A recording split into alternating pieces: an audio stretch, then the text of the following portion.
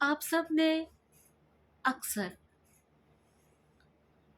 छोटे छोटे बच्चों को, जिनकी उम्र खेलने की, खाने की, पढ़ने की होती है, उस उम्र में वो काम पर जा रहे होते हैं। कोई अपने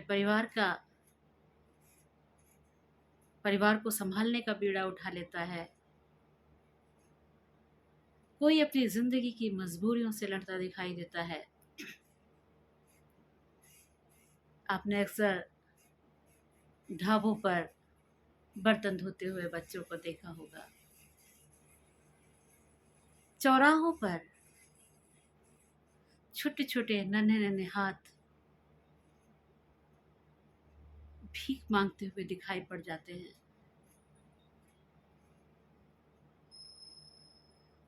कहीं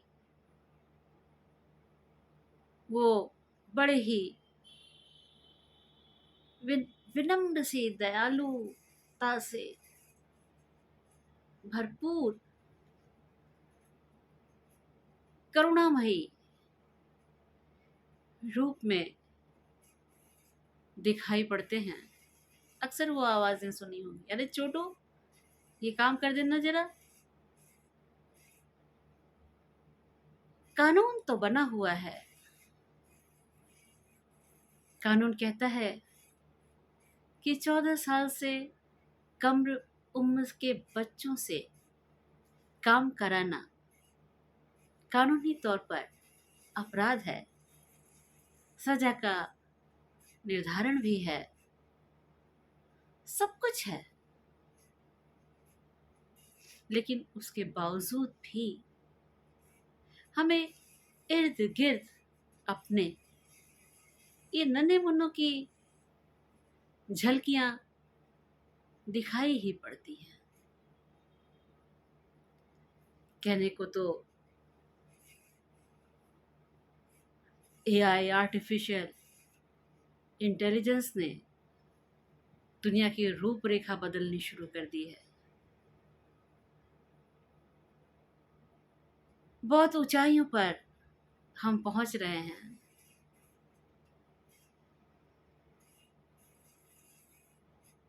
विकास की सीमाएं भी धीरे धीरे पार करने लगे हैं। देश विदेश में भारत देश की गूंज भी होने लगी है। लेकिन एक बहुत बड़ी सच्चाई जो हमेशा हमारे आंखों के सामने दृष्टिगोचर होती रहती है, उसकी तरफ हमारा ध्यान क्यों नहीं जाता है?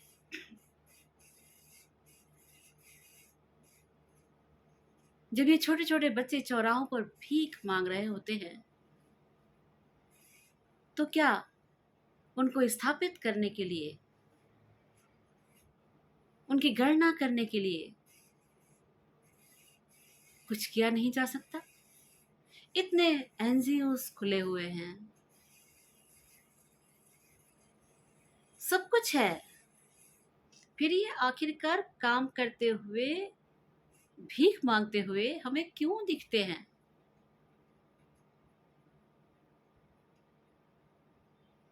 सभ्यता की ऊंचाइयों पर पहुंचकर भी हम कहीं इतना गिरे हुए क्यों हैं? कोई भी देश तब तक पूरे विकास को प्राप्त नहीं कर सकता जब तक कि उसके देश का हर एक निवासी रोटी, कपड़ा, मकान और स्वास्थ्य की सेवाएं न प्राप्त कर ले। शिक्षा है, मिल रही है, सरकारी स्कूलों में मिड डे मील का वितरण भी हो रहा है।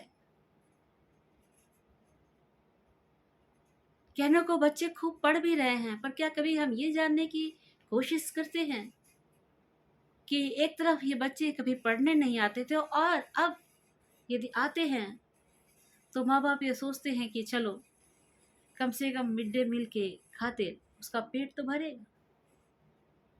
असलियत कुछ और है, कुछ और दिखाई देती है।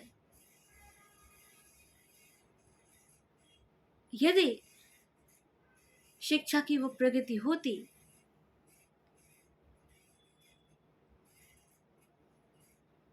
शिक्षा का मापदंड सचमुच में पूरा हो रहा होता, तो फिर ये हमें इन जगहों पर दिखाई क्यों देते हैं? बहुत ही सोचने वाली बात है। ये एक सामाजिक और आर्थिक विडंबना है देश के लिए। कभी कभी तो कुछ गरीब यदि उनके कई बच्चे दिखाई देते हैं और उनसे सवाल पूछो तो अक्सर वो कहते हैं कि जितने हाथ होंगे उतनी कमाई होगी। यानी बच्चे इसलिए पैदा हो रहे हैं कि वो कमाई का जरिया बन सके।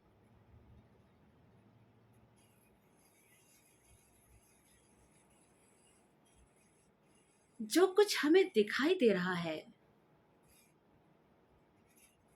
सब कुछ वैसा नहीं है।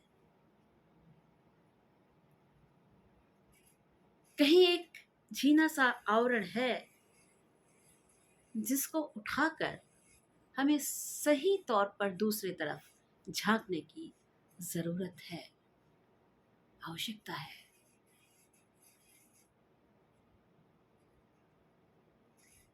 ये हमें नहीं दिखाई देंगे यदि कानून थोड़ा और सख्त हो जाए।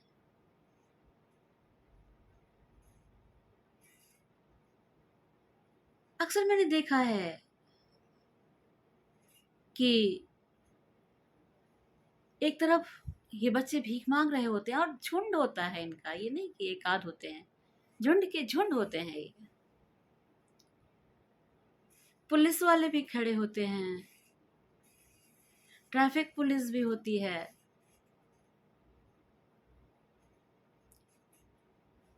समाज के ऊंचे ऊंचे वर्ग के लोग महंगी महंगी गाड़ियों से वहां से गुजर रहे होते हैं, कारों पे शीशे चढ़े होते हैं। उनको ना तो पुलिस देखती है, न सरकार देखती है, न लोग उनकी तरफ देखना चाहते हैं।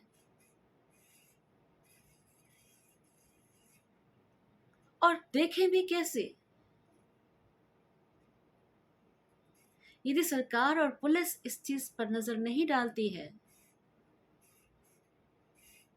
तो लोगों के बीच में भी एक भ्रम सा रहता है कि ये मांगने वाले कैसे हैं। पैसा देने से हम इसलिए भी गुरेज कर जाते हैं कि पता नहीं शीशे का दरवाजा, खिड़की का शीशा खोलते ही कहीं इनका ग्रुप किसी और कार्य में लिप्त ना हो, वो हम पर अटैक ना कर दे।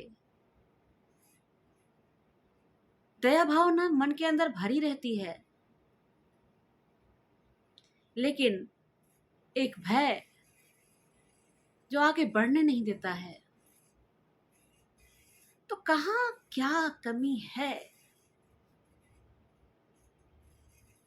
कहाँ पर क्या कमी है जिसे हमें पूरा करना है। हम सब का दायित्व जिसके लिए बनता है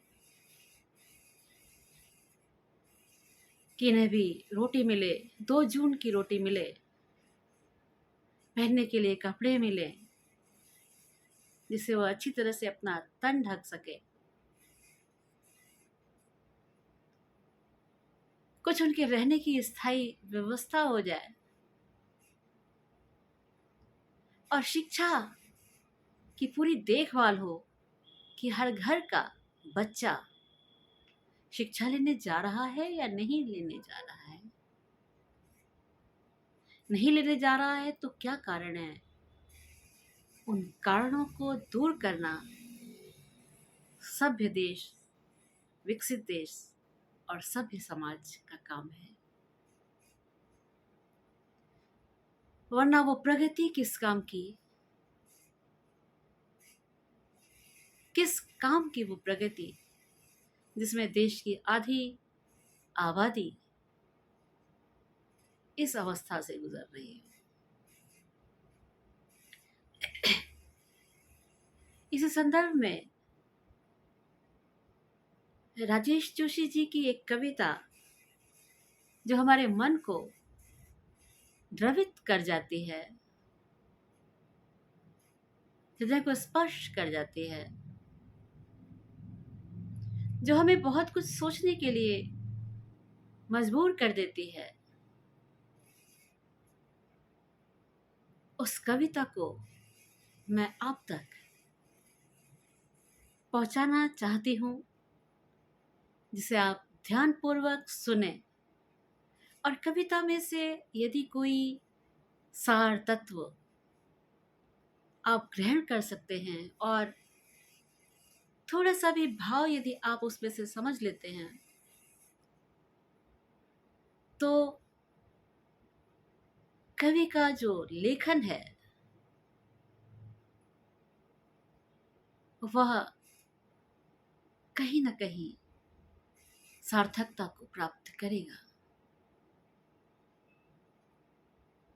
लेखनी में बड़ी ताकत होती है। कहते हैं तलवार से भी ज्यादा तेज वो होती है। कलम को लेखकों और कवियों का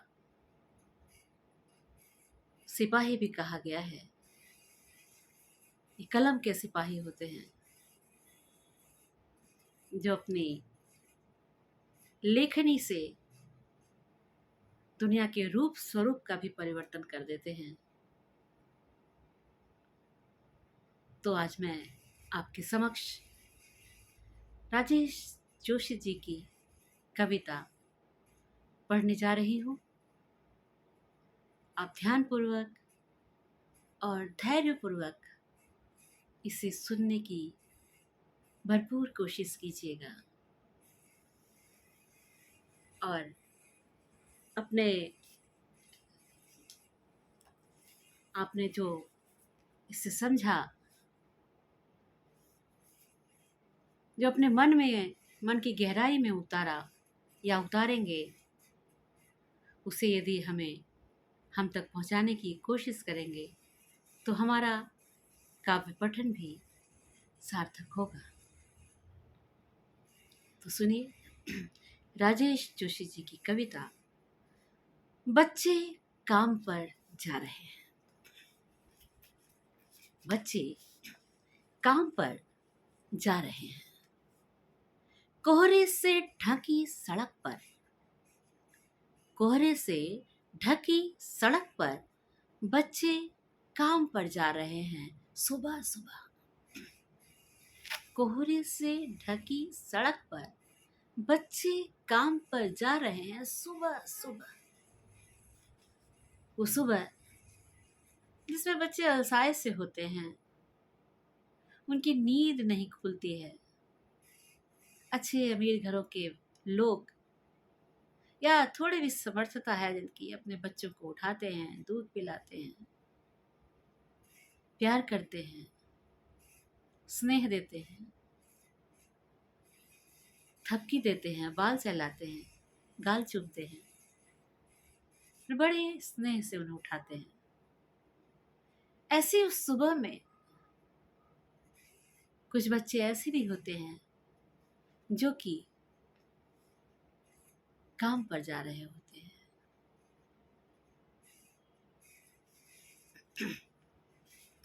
बच्चे काम पर जा रहे हैं हमारे समय की सबसे भयानक पंक्ति है ये।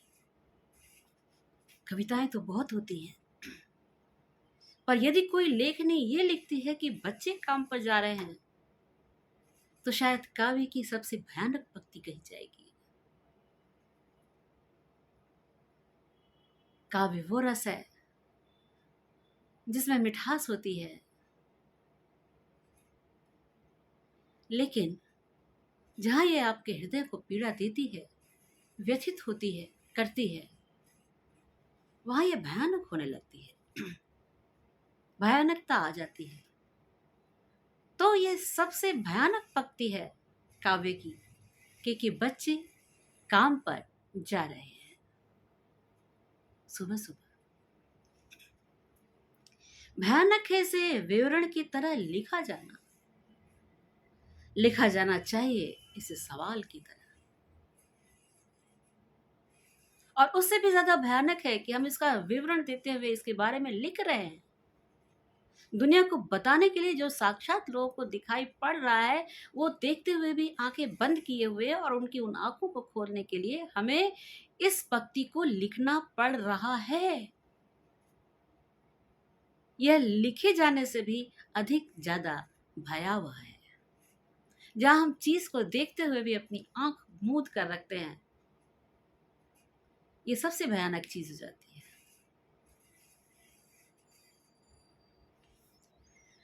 तो इसे विवरण की तरह नहीं लिखा जाना चाहिए, विवरणात्मक शैली में इसे नहीं लिखा जाना चाहिए, बल्कि इसे तो एक सवाल की तरह लिखा जाना चाहिए। ऐसा सवाल जिसका जवाब चाहिए, निश्चित तौर पर चाहिए। यदि इस सवाल का जवाब हमें नहीं मिल रहा है तो हमारे विकास का कोई अर्थ नहीं है, कोई महत्व नहीं है। काम पर क्यों जा रहे हैं बच्चे? बहुत बड़ा सवाल। कि वो बच्चे जो बचपन जीना चाहिए, जिन्हें बचपन जीना चाहिए, मतलब खेल हो, खिलौने हो, छोटे छोटे संगी साथी हो, माँ बाप का स्नेह हो, दुलार हो, प्यार हो, सुंदर अच्छी सी सार्थक शिक्षा उन्हें दी जा रही हो, उनको रहने का एक स्थायी अच्छा ठिकाना हो, ये बच्चों की बुनियादी जरूरत है। और ये हर बच्चे का जो इस दुनिया में जन्म लेता है उसका हक बनता है। तो उसका हक कहाँ जा रहा है? क्यों नहीं वो अपना बचपन जी पा रहा है? क्यों वो घर का स्नेह नहीं पा रहा है? क्यों वो शिक्षा लेने के लिए नहीं जा रहा है? क्यों वो सड़कों और फुटपाथों पर सो रहा है? क्यों वो गलियों और चौराहों पर हाथ पसारे हुए भीख मांग रहा है? क्यों माँ की गोदी में छोटे छोटे बच्चे उनकी आंचल में मुंह छिपाए हुए धूप से बचने की, कोहरे से बचने की, ठंड से बचने की कोशिश कर रहे होते हैं, और माँ उनके मुंह को इस तरफ फेर कर उसके छोटे छोटे हाथों को फैलाकर सहानुभूति पूर्वक भीख मांगने की कोशिश करती है? क्यों? इस सवाल का जवाब तो मिलना ही चाहिए। क्यों जा रहे हैं बच्चे काम पर? क्या अंतरिक्ष में गिर गई हैं सारी गेंदें? क्या वो गेंदें जिसे खेलने का उनका हक था, क्या दुनिया की सारी गेंदें खत्म हो गई? क्या वो अंतरिक्ष में कहीं चली गई जहां से उन्हें पाया नहीं जा सकता? क्या दीमकों ने खा लिया है सारे रंग बिरंगी किताबों? वो छोटी छोटी रंग बिरंगी कविताओं वाली, किस्सों वाली, कहानियों वाली, नैतिक शिक्षा देने वाली, ज्ञान को प्रदान करने वाली, देश दुनिया के बारे में सामान्य ज्ञान देने वाली, क्या इन सारी किताबों को, रंगीन किताबों को दीमकों ने चाट लिया है? नहीं रह गई वो इनके लिए? क्या काले पहाड़ के नीचे दब गए हैं सारे खिलौने? क्या दुनिया के सारे खिलौने काले पहाड़ के नीचे दब गए हैं? क्या किसी भूकंप में ढह गई हैं सारे मदरसों की इमारत? क्या कोई ऐसा भूकंप आया जिसमें सारे शिक्षालय, विद्यालय सब ढह गए? क्या ऐसा हो गया है? न तो अंतरिक्ष में सारी गेंदें गई हैं, न ही रंग बिरंगी किताबों को दीमक ने चाट लिया है, न ही काले पहाड़ के नीचे सारे खिलौने दब गए हैं, और न ही सारे विद्यालय भूकंपों में ढह गए हैं। तो फिर क्या कारण है कि ये बच्चे काम पर जा रहे हैं? कौन सा वो कारण है जिसके कारण ये काम पर जा रहे हैं?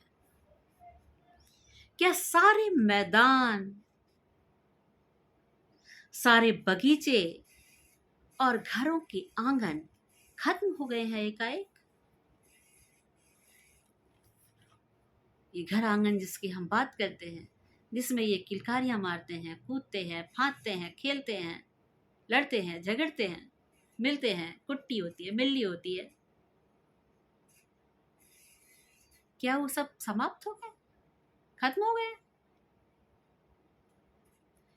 और यदि यदि ऐसा हुआ है तो फिर इस दुनिया में बचा क्या है?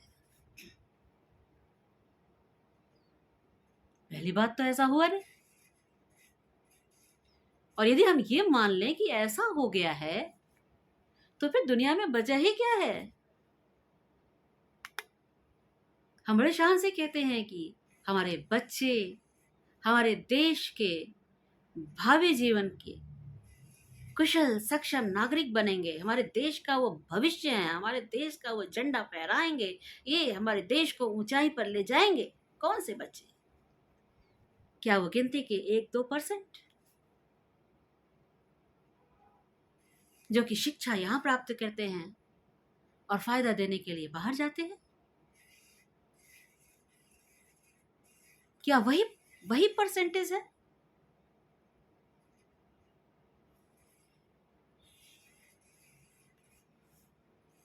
सोचिए जरा कि वो जो समस्त शिक्षाएं यहां लेने के बाद यहां के होकर नहीं रहते,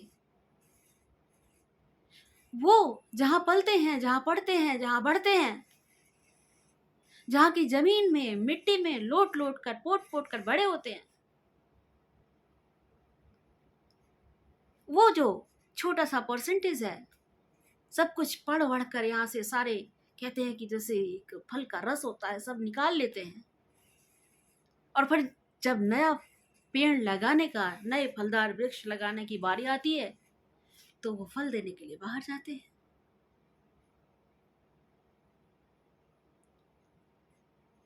और हम कहते हैं कि ये हमारे देश का भविष्य है। हम किन पर नाज करते हैं? जिन पर नाज होना चाहिए उनकी शिक्षा कहाँ गई? उनके खिलौने कहाँ गए? उनके घर आंगन कहाँ गए? उनके विद्यालय कहाँ गए? उनकी गेंदें कहाँ गई? उनके खिलौने कहाँ गए? क्यों वो काम पर जा रहे हैं? किस कारण वो काम पर जा रहे हैं? तो फिर बचा क्या है इस दुनिया में? कितना भयानक होता। अब जरा कल्पना कीजिए इस दूसरी परिस्थिति की कि कितना भयानक भयानक होता अगर ऐसा होता। कितना भयानक होता कि अगर ऐसा होता। भयानक है, लेकिन इससे भी ज्यादा यह कि सारी चीजें हैं हस्ब मामूल, सब कुछ है यहाँ। किसी चीज की कोई कमी नहीं है यहाँ पर। सब कुछ यदि है, सही सलामत है, संपूर्ण मात्रा में है, तो फिर इस प्रकार की परिस्थिति क्यों जन्म लेती है? उस कारण को ढूंढना हमारी जिम्मेदारी बनती है। पर दुनिया के हजारों सड़कों से गुजरते हुए बच्चे, बहुत छोटे छोटे बच्चे काम पर जा रहे हैं। एक बहुत बड़ी सच्चाई कि सारी चीजें एक अच्छी मात्रा में हमारे पास हैं, लेकिन उसके बावजूद भी एक भयानक सच्चाई जो हम आंखें बंद कर लेते हैं जिनको देखने से, वो बहुत कुछ सोचने के लिए मजबूर कर देती है कि बहुत छोटे छोटे बच्चे 14 साल की उम्र में तो बहुत काफी बड़े हो जाते हैं। वो बहुत छोटे छोटे बच्चे काम पर जा रहे हैं और हमारा वही समाज, वही कानून, वही अदालतें, वही अधिकारी इन्हें देख रहे हैं जिन्होंने ये कानून बनाया है कि 14 साल से कम उम्र के बच्चों से काम लेना अपराध है। कानूनी अपराध तो है ही, ये बहुत बड़ा सामाजिक नैतिक अपराध भी है कि हम किसी छोटे से बच्चे से अपनी सुविधा के लिए काम लें और उन्हें उन हालातों में डालें जो उनके जीवन के लिए खतरा उत्पन्न करती हैं, जो उनकी जिंदगी के विकास को रोकती हैं, जो उनकी प्रगति को रोकती हैं, जो उनकी सोच को बढ़ने नहीं देती हैं, जो उन पर लगाम लगा लेती हैं। वो बच्चे, यदि हम उनको समस्त सुविधाएं वास्तविक रूप में, सही रूप में प्रदान करें, तभी हम निश्चित तौर पर कह सकते हैं कि ये हमारे देश के सुंदर भविष्य है। वरना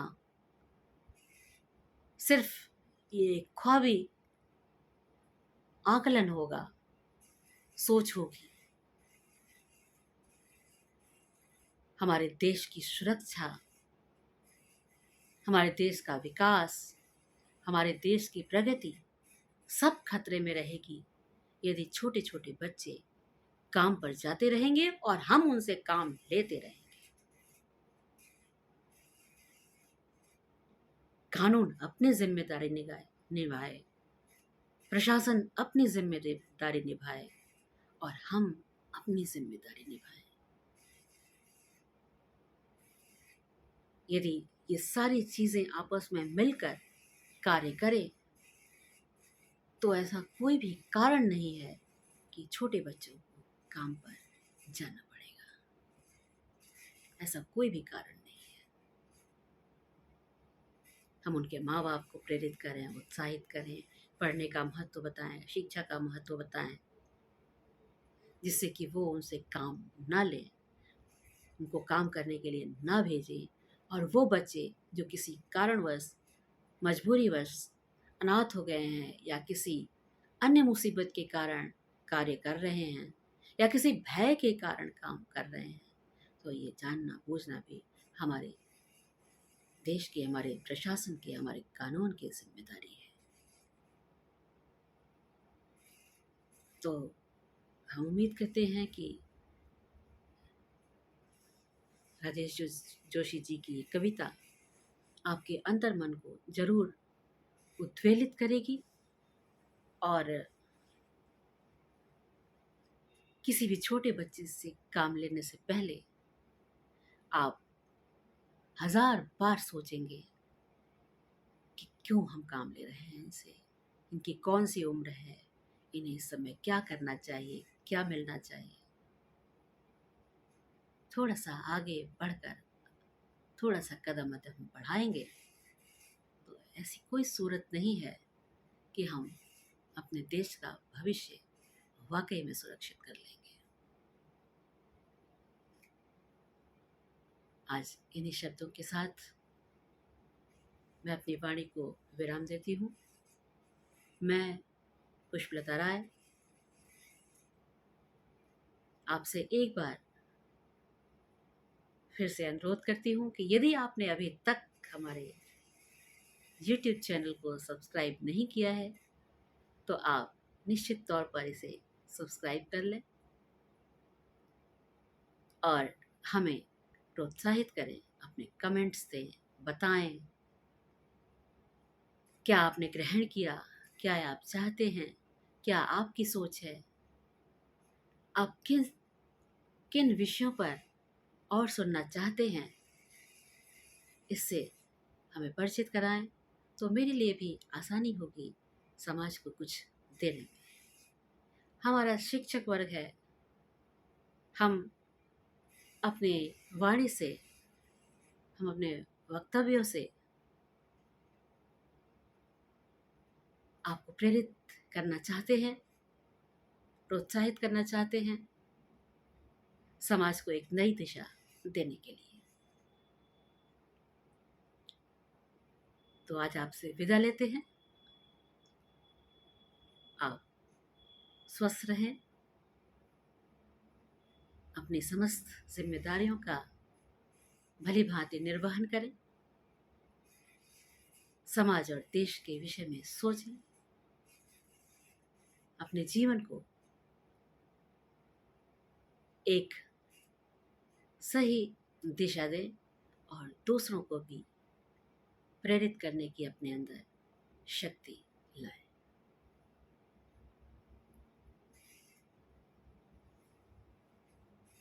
आज आपसे विदा, फिर मुलाकात होगी,